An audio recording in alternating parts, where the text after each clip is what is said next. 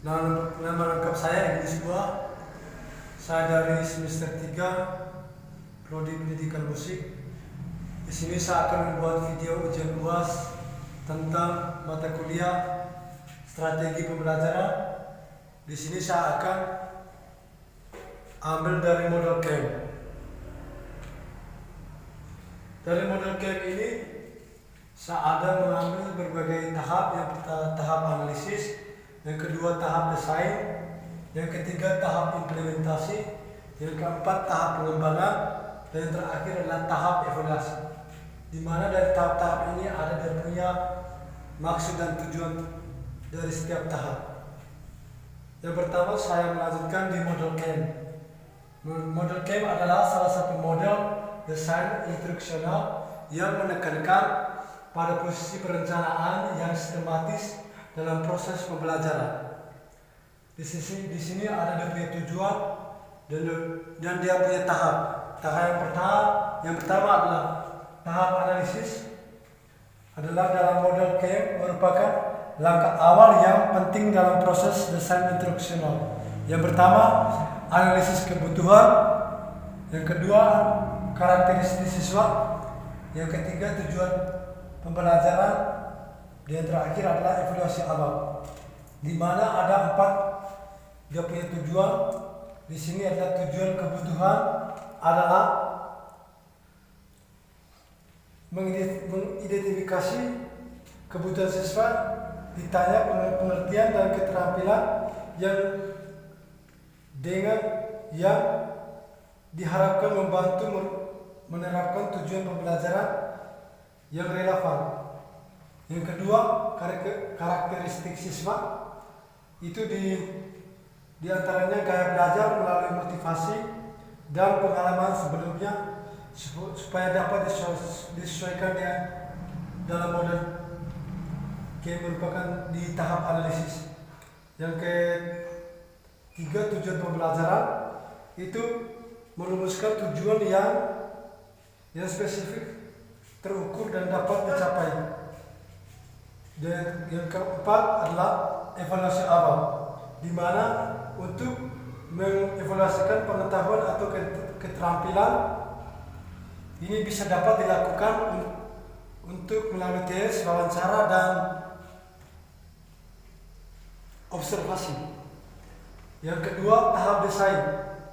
Tahap desain adalah perencanaan pembelajaran mulai merumuskan rencana yang lebih terperinci untuk implementasi pembelajaran. Di sini ada 3 tahap desain. Yang pertama, merumuskan tujuan pembelajaran.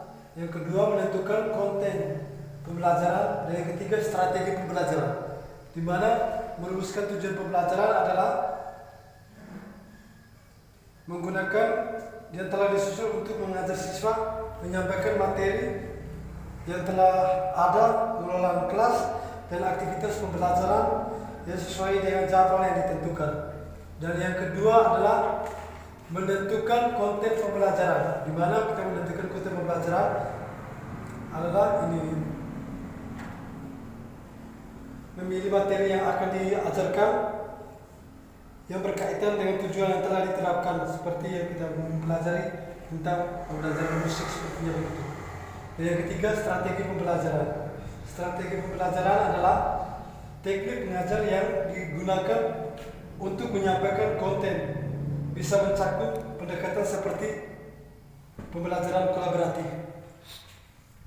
Dan tahap yang ketiga adalah tahap implementasi, adalah langkah di mana rencana pembelajaran telah dikembangkan dan diterapkan di dalam lingkungan belajar. Misalnya pelaksanaan pembelajaran berencana. Yang kedua, penggunaan sumber daya. Dan yang ketiga, fasilitas keterlibatan siswa. Di sini saya akan menjelaskan pelaksanaan pembelajaran berencana, penggunaan sumber daya, dan fasilitas keterlibatan siswa. Yang pertama adalah pelaksanaan pembelajaran berencana. Menggunakan yang disusun mengajar siswa untuk menyampaikan materi atau pengelola kelas dan aktivitas pembelajaran yang sesuai dengan jadwal yang ditentukan. Dan yang kedua adalah penggunaan sumber daya itu yang telah dipersiapkan seperti bahan acara, alat bantu, dan teknologi. Dan yang ketiga, fasilitas keterlibatan siswa, yaitu mendorong siswa lebih aktif dalam pembelajaran melalui diskusi, kolaborasi, dan aktivitas praktis yang telah dirancang. Dan yang keempat adalah tahap pengembangan, di mana tahap pengembangan ada dia punya tujuan. Yang pertama, pengembangan materi ajar, yang kedua pembuatan alat evaluasi, yang ketiga pengembangan aktivitas belajar, dan yang keempat adalah penyusunan rencana pembelajaran. Dari tahap pengembangan, di mana perancang pembelajaran dimulai mengimplementasi rencana yang telah dibuat pada tahap desain.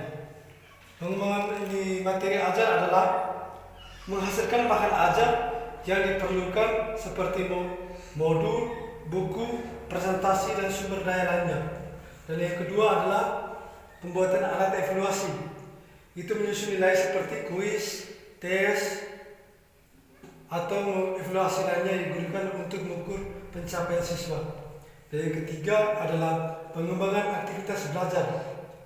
Itu di mana kita merancang sebuah aktivitas pembelajaran yang telah ditentukan pada tahap desain. Dan yang keempat dan terakhir, penyusunan rencana pembelajaran. Itu di mana kita membuat rencana belajar yang ditermasukkan jadwal untuk membuat urutan materi, metode pengajaran, dan sumber daya yang digunakan.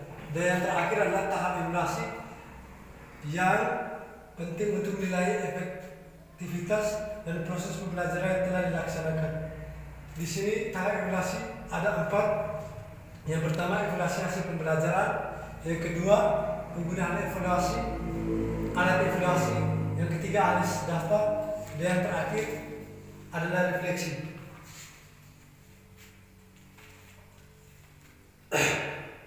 Dari tahap evaluasi, saya menjelaskan evaluasi hasil pembelajaran.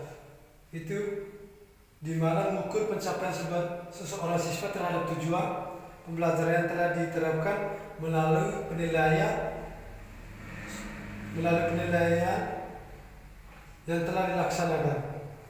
Yang kedua, penggunaan alat evaluasi itu untuk mengumpulkan kinerja siswa dan memahami sejauh mana mereka yang telah belajar dari pemberian guru-guru di sekolah. Dan yang ketiga adalah analisis data. Analisis data ini untuk mengidentifikasikan pola kekuatan dan kelemahan di dalam proses pembelajaran, misalnya di mana siswa ada kelemahan dan guru akan memperbaiki dan menanyakan kelemahan seseorang siswa di mana supaya bisa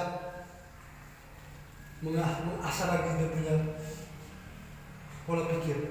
Dan yang terakhir adalah refleksi terhadap proses belajar secara keseluruhan, termasuk bagaimana rencana belajar siswa berinteraksi dengan materi. Terima kasih, sekian video dari saya. Selamat pagi.